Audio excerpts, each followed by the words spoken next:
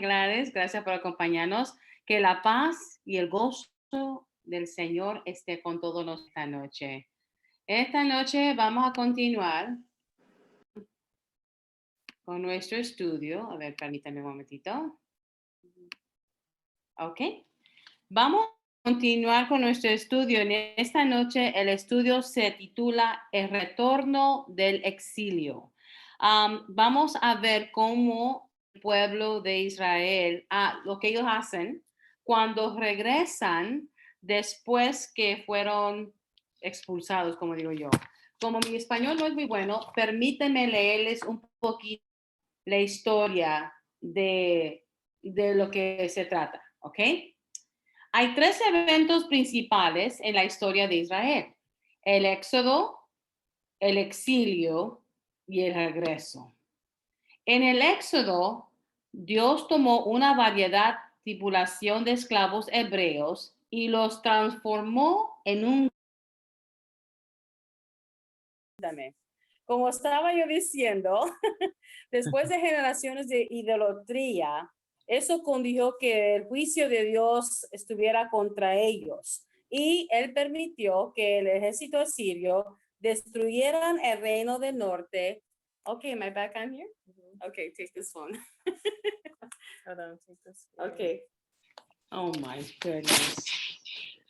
Okay, entonces en el año 586, el ejército babilónico destruyó Jerusalén, dio a los ciudadanos sobrevivientes de Judá a las provincias babilónicas alrededor del río Eufrates. Después de generaciones de infidelidad a Dios, él abandonó a los judíos a sus enemigos. Esto significa el fin de la dinastía davídica y la muerte de la nación. Por esto no es el final de la gran historia. Después de 70 años en el exilio de Babilonia, Dios permitió que los exiliados de Judea regresaran a Jerusalén.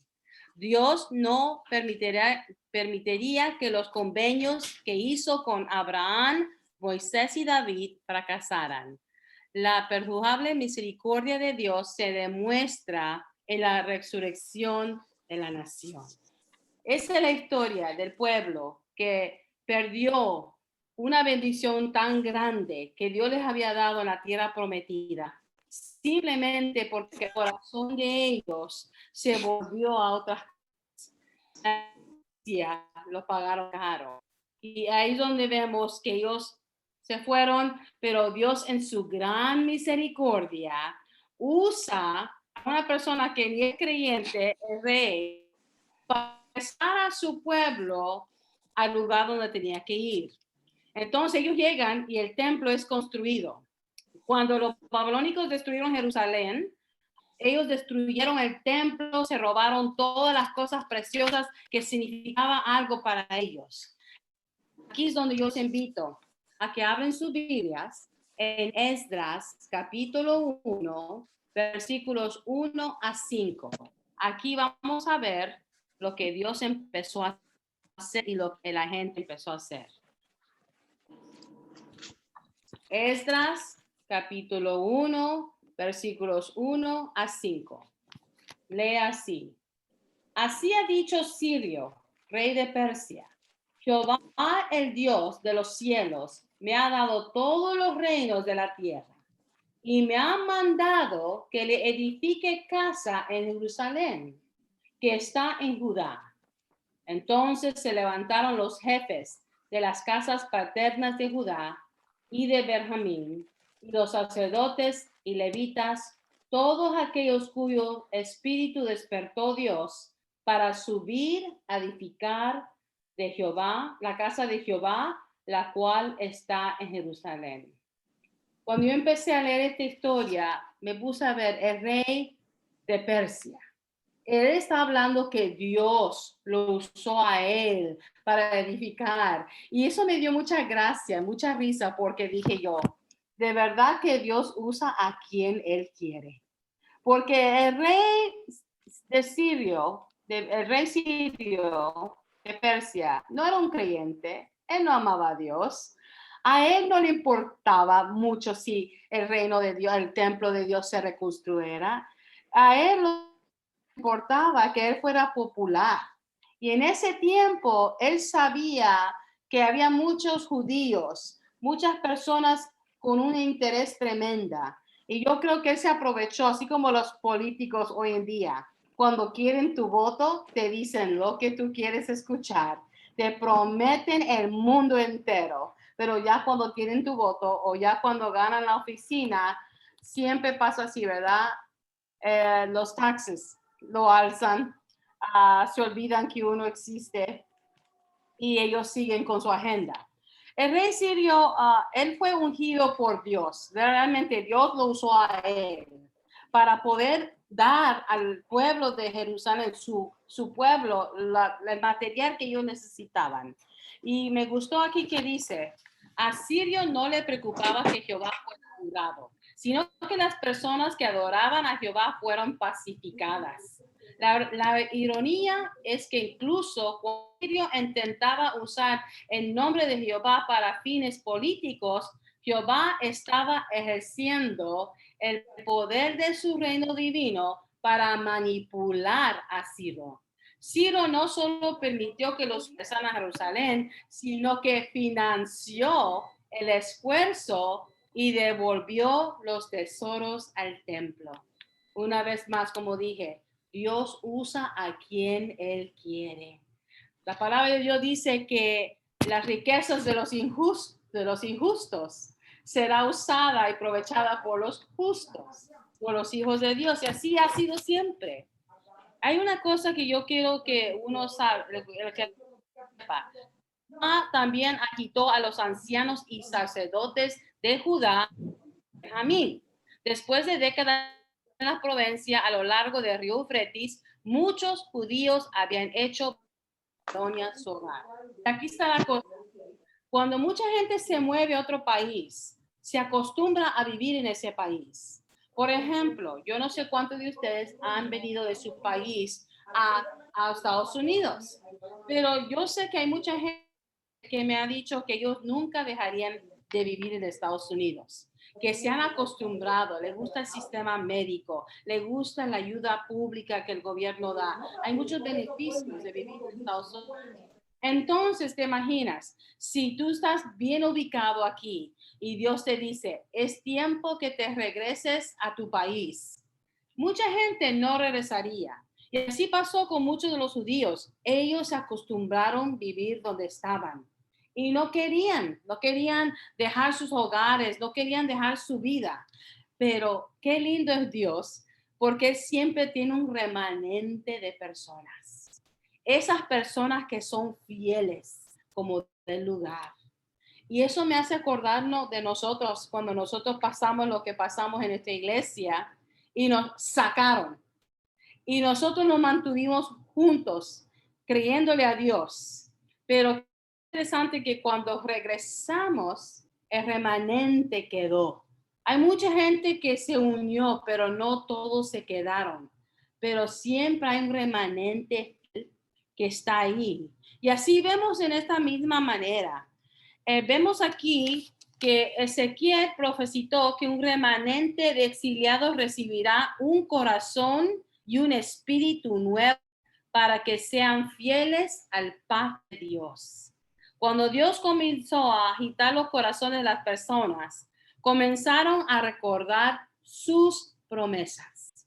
Una cosa que te agita, una cosa que te renueva el fe y el ánimo, es cuando tú te recuerdas las promesas de Dios y todo lo que Él promete hacer. Qué bello que Dios por eso nos da su palabra para que nosotros podamos recordarnos de sus promesas. Era hora de abandonar a Babilonia, hora de un nuevo éxodo. Así como sus antepasados habían sido liberados de Egipto, ahora Dios estaba entregando una nueva generación. Así como la generación del éxodo tuvo que recibir su herencia, la generación de retorno tuvo que reclamar la promesa. Recuérdate que lo que Dios te promete, Él lo cumple. Lo que Dios le dijo a ellos, que si no obedecían, que si no lo hacían el Dios sobre todas las cosas, ellos no iban a tener la bendición de Dios. Y Dios se tomó su tiempo y la gente siguió siendo desobediente. Pero por eso ellos terminaron en Babilonia, porque no obedecieron. Pero hay siempre la excepción. Siempre hay gente que honran a Dios y lo obedecen. Yo creo lo mismo hoy en esta tierra. Hay mucha maldad. Hay mucho paganismo. Hay muchas cosas que ofenden a Dios. Pero todavía en esta tierra hay un remanente que honra a Jehová y le da su lugar y le dan su lugar como Dios y Rey. Y acuérdense cómo aprendimos, el principio de sabiduría es el principio de la sabiduría es el temor a Jehová. Cuando tú tienes ese temor, tú tienes la sabiduría de Dios y tú sabes honrar a Dios.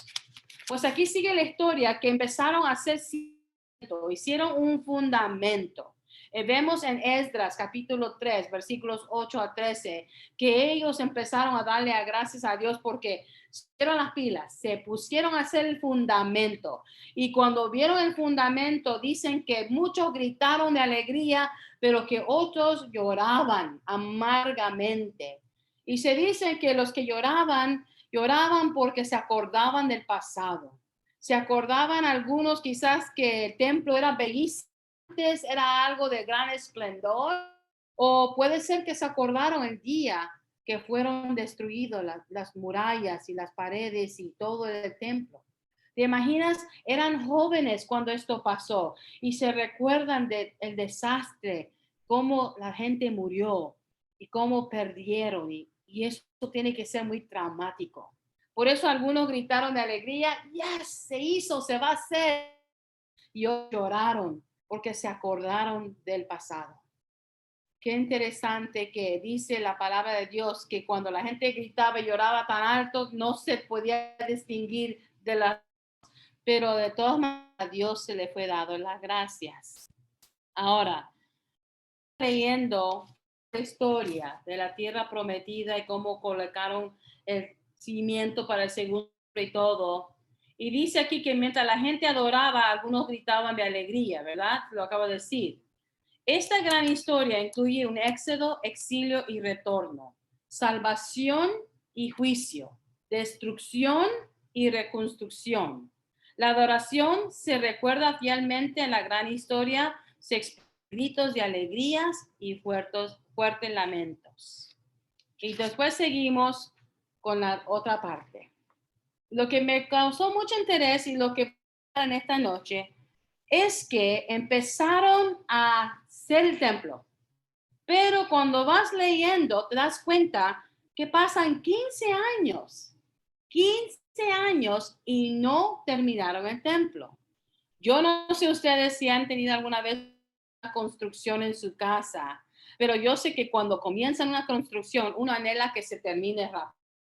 Cuando alguien te está edificando una casa, tú quieres vivir en esa casa, quieres que se termine rápido. Cuando hay un proyecto, uno anhela que ese proyecto termine rápido porque uno quiere ver el resultado. Y lo que me da mucha curiosidad es por qué se tardó 15 años y nadie estaba haciendo nada. Ahora, si seguimos leyendo el libro de esas, nos vamos a dar cuenta, dice ahí que la gente... Entre esta gran depresión vienen dos grandes profetas. Yo digo predicadores en nuestro tiempo, ¿verdad? Ageo y Zacarías. Y yo me pregunté primeramente por qué se desanimó la gente. Y segundo, aprendí que Ageo y Zacarías fueron a través de la palabra que ellos predicaron, la gente se avivió y se animó y pudieron edificar el templo. Y yo me pregunté, como predicadora que soy, me gusta preguntar, le tengo la curiosidad, ¿qué es lo que ellos le dijeron? Porque a mí me gustaría saber, ¿por qué esta gente se desanimó y por 15 años no quisieron ni trabajar? Y lo primero que fui a hacer es averiguar primeramente lo que Ageo les dijo. Y si ustedes quieren leer conmigo, vayan al libro de Ageo. Creo que lo estoy diciendo bien. I hope so. Y vamos a abrir la Biblia en el capítulo 1. Ahí en el capítulo 1 vemos la predicación más tremenda para esos tiempos. Y vemos que a veces Dios nos habla fuerte a través de la palabra, porque muchas veces nos falta un jalón de orejas. Porque muchas veces pensamos que estamos haciendo la voluntad de Dios y no lo estamos haciendo. Por favor, acompáñame. Ageo capítulo 1 y lo voy a leer. El día primero del mes sexto del segundo año del rey Dario, vino palabra del Señor por medio del profeta Ageo a Zorobabel, hijo de Salatiel, gobernador de Judá, y al sumo sacerdote Josué, hijo de Josadac. Así dice el Señor Todopoderoso. Este pueblo alega que todavía no es el momento apropiado para ir a construir la casa del Señor. Muchos estaban diciendo, yo creo que no es el buen tiempo de hacer este proyecto. Otros decían, yo creo que no es la voluntad de Dios que se haga. Y así ellos se tapaban y se cubrían con excusas. Es que, no es el buen tiempo, o no hay mucha gente, no hay esto y no hay lo otro, y siempre hay pretexto. Y él dice, ustedes dicen eso, pero así ha dicho el Señor Todopoderoso. También vino esta palabra del Señor por medio del profeta Ageo. ¿Acaso es el momento apropiado para que ustedes residen en casas techadas mientras esta casa está en ruinas? Así ha dicho Jehová, el Señor Todopoderoso. Reflexionen sobre su proceder. Ustedes siembran mucho, pero cosechan poco. Comen, pero no quedan satisfechos. Beben, pero no llegan a saciarse. Se visten, pero no logran abrigarse. Y jornaleo se le va su salario como por saco roto. Así dice el Señor Todopoderoso. Reflexionen sobre su proceder. En el versículo 8 los pone a trabajar y dice, vayan ustedes a los montes, traigan madera y reconstruyen mi casa. Yo veré su reconstrucción con gusto y manifestaré mi gloria, dice el Señor. Ustedes esperan mucho, pero cosechan poco. Lo que amanecen en su casa, yo lo disipio con un soplo. ¿Por qué? Porque mi casa está en ruinas, mientras ustedes solo se preocupan de lo suyo. Afirma al Señor Todopoderoso. En otras palabras, Dios les empezó a decir y nos dice a nosotros también. Ustedes hacen muchas cosas, compran muchas cosas. La casa de ustedes está bellísima, pero lo mío lo han abandonado. Y Dios no quiere eso. Él quiere que las cosas de Él sean primero. Y no es verdad en hoy en día. Muchas veces nos entretenemos en todo lo nuestro y no nos preocupamos si la iglesia tiene lo que la iglesia necesita, porque pensamos que es el problema del pastor, que él debe de averiguarlo, cuando no es así. La iglesia somos nosotros. Nosotros somos el cuerpo.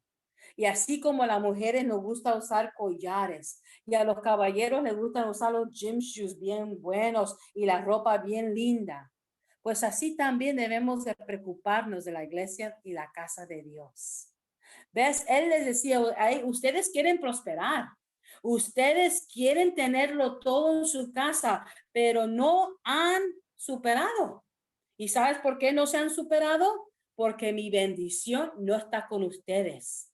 Esa fue la predicación que el pastor Ageo les predicó. Y a veces cuando predica un pastor, predica fuerte, pero es porque el Espíritu de Dios manda esas palabras. Entonces vemos a través del pastor Ageo que la gente se anima Y dice ahí en la palabra de Dios en Esdras que Zorobabel recibió como un nuevo espíritu y que Josué también. Ellos fueron los líderes y Dios despertó a la gente y la gente empezó a trabajar arduamente. Entonces, si la predicación de Ageo era suficiente, entonces, ¿por qué Dios mandó a Zacarías? Esa fue mi otra pregunta. Pues vamos a ver que el nombre de Zacarías quiere decir el Señor se acuerda. Qué interesante. Maybe ellos en su depresión, en su desánimo, quizás pensaban, Dios no se acuerda de nosotros. Y Dios sí se acuerda. La razón por que Dios manda a Zacarías es porque también Dios ama a la gente, al pueblo. Él ama el templo y ama al pueblo. Y Zacarías era ese pastor que vino a traer palabras de ánimo al pueblo. El profeta Zacarías movilizó la gente de Dios, motivándolos, animándolos, y estuvo con ellos ahí hasta que completaron el trabajo. Él los animó indirectamente diciéndoles que Dios los amaba, que Dios los quería. Él mantuvo la presencia del Mesías muy presente en la mente de ellos a través de muchas de las visiones que él tuvo. Él caminó con otros como Ageo, Zerubabel y Esdras. Él trabajó en unión con ellos.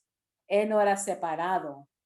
Él cada vez les decía, les recordaba que si ellos negaban y no cumplían el trabajo de Dios, no les iba muy bien. Él hizo énfasis que también Dios los amaba a ellos y les interesaba de su vida espiritual. Podemos ver que a través del pueblo, a través del templo, Dios estaba reconstruyendo dos cosas: el templo físicamente y el templo que vive en nosotros, en el ser humano, porque los dos tienen que ir de acuerdo, tienen que ir juntos. Entonces Dios usó a Ageo para recordarles que ser fiel a Dios y las cosas de Dios y el templo de Dios es sagrado, y usó a Zacarías con sus muchas visiones, hablando del Mesías, recordándoles que Dios ama a su pueblo. Y como un padre sabio, Dios corrige a los que él ama. Cuando ellos retornaron, pudieron terminar el proyecto. Pero yo me imagino, y no dice ahí todos los detalles, pero yo me imagino que cuando terminaron el templo y cuando renovaron su espíritu delante de Dios, su vida empezó a prosperar. Y todo eso que mencionó Ageo en el capítulo 1, que se vestían pero no se abrigaban, que tenían comida pero no se satisfacían. Yo creo que después que todo eso terminó, ellos estaban completos espiritualmente, se sentían nuevos de nuevo y que ellos empezaron a prosperar porque Dios cumple su palabra. Ahora, ¿cómo podemos aplicar esto? Esta es la historia de un remanente de creyentes que regresaron a una cosa destruida, un templo en ruina, un templo que ni existía. ¿Cómo podemos ahora aplicar toda esta historia a nuestra vida hoy en día? Pues primeramente nosotros somos remanentes, somos el remanente fiel en esta tierra, porque no hay muchos genuinos creyentes que aman a Dios y lo ponen en primer lugar. Segundo, la lección es que tenemos que cuidar el templo de Dios. No solamente le toca a una persona, le toca a todos nosotros, porque la bendición de Dios es para todos nosotros. Podemos aprender también, como habló Otto la semana pasada, de profetas falsos y profetas genuinos, verdaderos. Podemos acordarnos de la enseñanza que Otto nos dio, que Dios, cuando trae un profeta, las palabras de ese profeta van a ser palabras sanadoras. Que cuando Dios trae ese profeta verdadero, sus palabras van a ser para edificar y sanar al pueblo y para animar al pueblo para que sigan adelante. Porque hoy en día es difícil ser cristianos. Como escuchamos a Rebeca que pidió oración por su hija, que cuando saben que uno es creyente, te va más fuerte la vida, no te tratan bien, te maltratan, te critican, siempre estás bajo un microscopio, viendo a ver qué haces, lo que dices, cómo actúas para criticarte y para decirte, así son los cristianos y tú te llamas cristiano. Todo esto, lo que ellos pasaron, nos recuerda a nosotros que Dios cumple su palabra y que Dios cumple sus promesas. Cuando Él dice que te va a bendecir porque tú eres obediente, te va a bendecir porque eres obediente. Pero cuando Dios dice que hay maldición en la desobediencia, créame que también hay maldición. Dios se tarda, pero no se olvida. Él se tarda, como dice la palabra de Dios, para que la gente se arrepiente. Él nos da muchas oportunidades de arrepentirnos y de cambiar de vivir. A través de esta historia, a través de estos dos pastores, yo he aprendido que Dios usa hoy en día profetas en tiempos buenos y en tiempos malos. Lo que ellos estaban viviendo eran tiempos malos, difíciles, y se desanimaron porque quizás no había un buen liderazgo. Cuando no hay un buen liderazgo, la gente se desanima porque ellos esperan algo grande de esta persona. Pero hermanos y hermanas, hoy en esta noche yo te invito que si tú estás buscando un gran liderazgo, pon tu mirada en Cristo y haz lo que Él hacía. Que el ejemplo que Él nos dejó a nosotros sea el ejemplo en cual tú vives. Cuando Él dice, ama a los que no te aman, ámalos. Bendice a los que no te bendicen, bendícelos, porque la palabra de Dios tiene propósito, tiene vida. Y cuando tú lo obedeces, aunque no tiene ningún sentido para ti, sea obediente y verás que Dios va a prosperar tu camino. Me dio mucho gusto ver que ellos recibieron palabra y que esas palabras predicadas eran la comida, era la gasolina que les daba cada día ánimo, poder de seguir adelante. Por eso es importante acercarnos los miércoles, los domingos, buscar la palabra de Dios siempre, todos los días, en el radio, leyendo su palabra, porque esa es la gasolina que nos da el ánimo, la energía de seguir adelante en nuestra vida cristiana. Dios es bueno y para siempre es su misericordia. Esto nos enseñó que Dios nunca se olvida de su pueblo y cuando Él hace un pacto como lo hizo con Abraham y todos los demás, aunque tuvo que castigar a este pueblo por tan desobediente que han sido, que fueron, Él también los amó y los reconstruyó y los hizo de nuevo. Así somos nosotros. Cuando somos desobedientes, cuando cometamos pecados, somos como ese templo derrumbado y destruido. Pero cuando venimos con un corazón contrito y humillado y buscamos a Dios de verdad, Él nos reconstruye y nos hace un templo nuevo. Su palabra dice que nosotros somos el templo del Espíritu Santo. Entonces, hermanos y hermanas, vivamos como si de verdad, porque si es, el Espíritu Santo vive en nosotros, seamos genuinos delante de Dios, porque el hombre podemos impresionarlo cuando queremos, pero es cuando nadie te está viendo que demuestra realmente quién tú eres. Muéstrele a Dios que tú eres realmente su templo, su hijo, su hija, y vivamos una vida dedicada a reconstrucción personal, porque eso pasa todos los días. Después vemos en esta gran historia y seguimos, yo no quise enfocarme en todo, la lección es grande, pero vemos que un hombre que se llama Nehemías, él es movido, porque dicen que el templo se construyó después de esos 4 años. Y la palabra de Dios nos enseña que Ageo y Zacarías metieron mano. No solamente predicaron, pero trabajaban arduamente al lado de las personas. Pero cuando Nehemías escuchó que los muros que rodeaban el templo estaban destruidas, qué interesante que un hombre, un servidor del rey, Xerxes, empezó a llorar. Empezó a llorar. Porque cuando tú amas algo de verdad, cuando algo es parte de tu vida, parte de tu crecimiento, tú lo amas. Claro, no debemos llamar ningún templo, ningún edificio más que Dios. Pero esas iglesias donde hemos adorado y alabado a Dios significan algo para nosotros. Podemos mostrarle amor a nuestro templo, poniendo y trayendo lo mejor, sin que nadie lo pide, sin que deje que Dios te use y hagas el bien y no el mal, porque es lo que la palabra de Dios nos dice que hagan. Él vino y él también agarró su grupo, fue un gran líder. Podemos aprender mucho de Nehemías. Para mí esta es otra lección. Siete características de liderazgo que demostró Nehemías.